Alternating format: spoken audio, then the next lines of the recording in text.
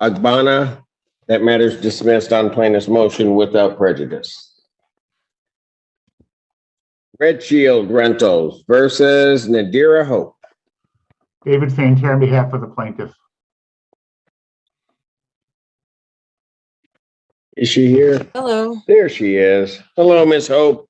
How are you? I'm doing well, thank you. How are you? I'm doing fantastic. All right. I think we're about to change that, Your Honor. This is a case that I've been dreading all week. We actually found out from SOS last Friday that her case was denied because she received ESG earlier and she received barrier busters earlier. So she's at the 3,000 ESG limit and she's at the $5,000 county limit. I spoke to Kara Painter at SOS and I requested that they appeal that directly to the county. And they did that not once, but twice. And Kristen at the county denied it. I actually had a very nice conversation with Ms. Hope to see if we could come up with anything else. I've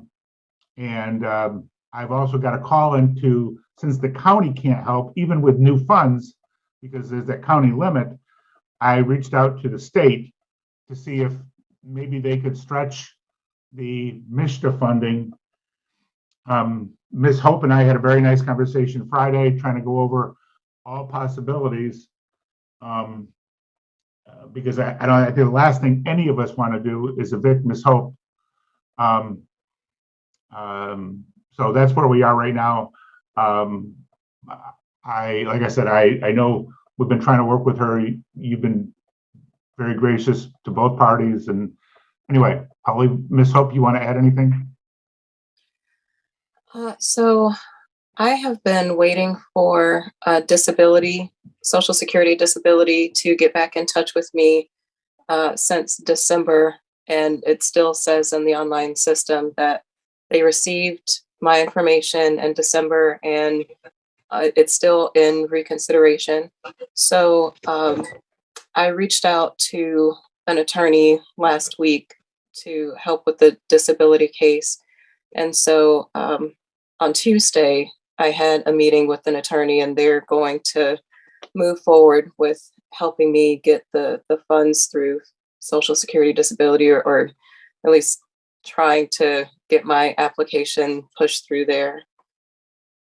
So that's one thing that is moving at least in the right direction. And so also because my medications were making it extremely difficult for me to earn any income because of all the side effects. I have stopped taking my medications just so that I can. No. I have to keep the lights on. I have to keep food in the fridge. You know, I don't have any good options. And I told her the same thing. I told her, Miss Hope, first thing. Your Honor, I told her the same thing. I told her to talk to her doctor. Mr. Fantera, I don't want to hear from you right now.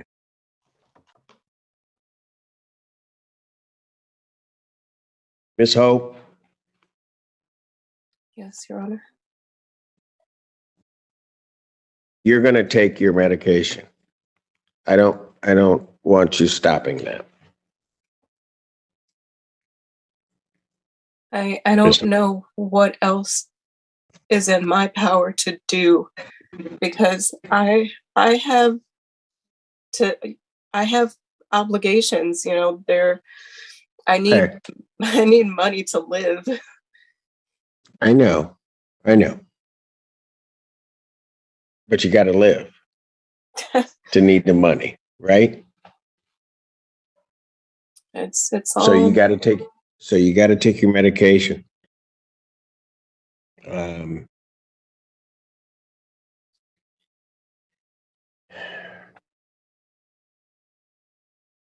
How much is owing? $5,352.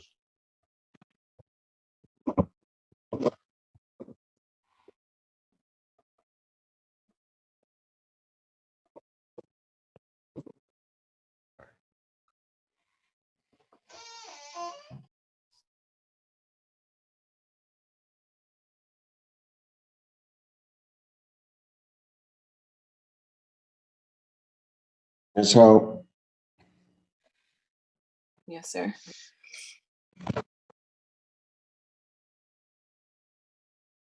while back, what did I tell you? Not to lose hope. That's right.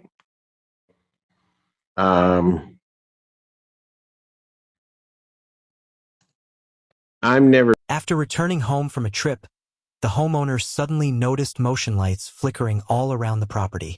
What he thought was a glitch turned into a nightmare when he stepped outside and found a stranger lurking in the shadows. Moments later, surveillance footage revealed the man peeking into windows and entering multiple buildings. The family's sense of safety was shattered that night. For sure why things happen the way that they happen. I really am not. I'm just going to tell you this, Miss Hope. And there was a point this week that I was thinking about you, and because you're always in my prayers every day. So, Thank you. but I was thinking about you particularly, and a statement that what my mom used to tell me, and my grandfathers, and they came from my grandfathers, and that is, sometimes you got to make a way out of no way. I don't know what that always means, but I know that's what has to happen here. So first thing is, I want you to make sure that you're taking your medication. Okay. Second thing, we've called everywhere, and I'm going to adjourn this out, and we're going to figure out something.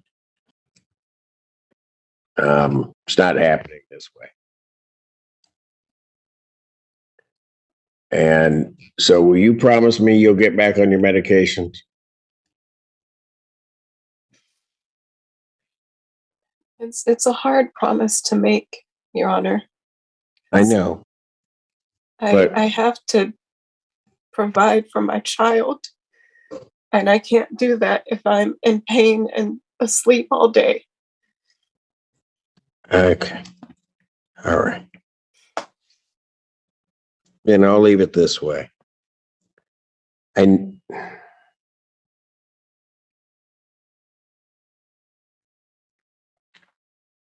guess I can't force anybody to take it, and you're the best one to judge that. So I'll leave that there, but I don't want you. An elderly woman who had lived in her home for 65 years never expected terror at her doorstep.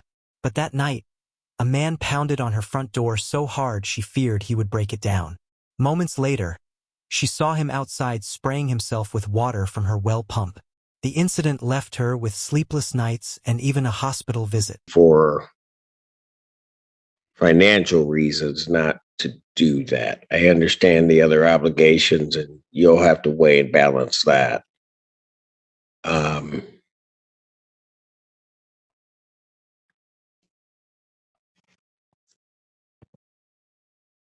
going to give 2 dates here on this case.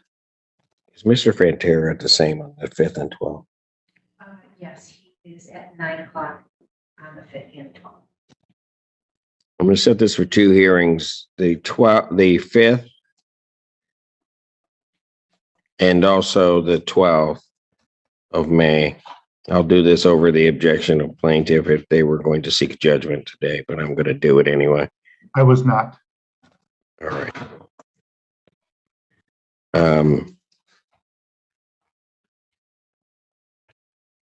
And Mr. Fantera, I didn't mean to yell at you. I just, No,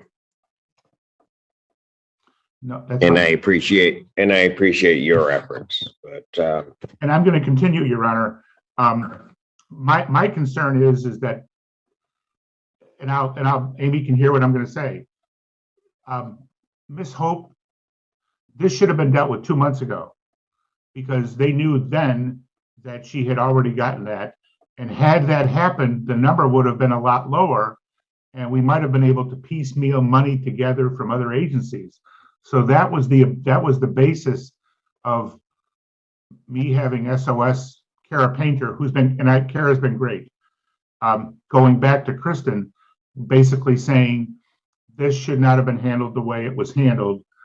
Please override that. So maybe the court can do something. Mr. Van, I'll tell you this. I don't tend to get involved in those things, but I realize also that the payment and other things are part of this. They have become part of the court process. So, Mr. Fantera, if you need me to talk to somebody on this case, because I think you're right, had it been taken care, we'd be dealing with a different amount, and we would have a molehill instead of a mountain. So, if you need me to you know how to reach me, you get through to Miss Tang, I'm there. We're going to make this happen. The person, I'm told by Kara, and maybe Amy can tell me, that the person making this decision at OCED is Kristen Kunis, that it's her decision to make, and that she declined not once but twice to override both the $3,000 ESG limit and the $5,000 county limit. So I would imagine that anything needs to go back through her. Send Miss Tang an email indicating that it's on this case. Yep. And that if the court sees fit, that the court needs to make a call and talk to Miss Kunis. I'll be more than happy to do that. I just want to make sure that my conversation is not going to be an ex parte communication. I'm just going to email Miss Tang that exact information. Just email Miss Tang, and now that Miss Hope knows that you're going to do that, if you just send a copy to her, that's fine. I'm going to do what I got to do. And I'm going to continue dealing with the state in the hope that I'm going to be dealing with Alice at DHS in the hope that the state can waive whatever limits they've got to try to help Miss Hope on this one also. So I'm going to continue doing what I'm doing. I just want you to know that. Miss Hope, anything else you want to say, ma'am? No, just thank you both. What did I tell you? You don't give up until I tell you to give up. You know, everything my mama ever told me was prophetic, and it was always right. So we're going to find a way to make a way out of no way. All right? All right. All right. Miss Hope, you take care of yourself. And as I always tell you, I want you worried about you and your child. I don't want you worried about this. We'll somehow or another we'll get this. Okay? Okay. All right. Thank you. You're welcome. God bless you. God bless you.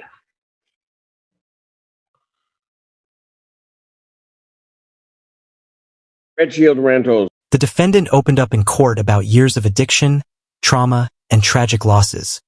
His father, brother, child, grandfather, and mother all gone at different points in his life. He claimed drugs became his escape as grief piled up. But despite his past, prosecutors argued that the community's safety must come first.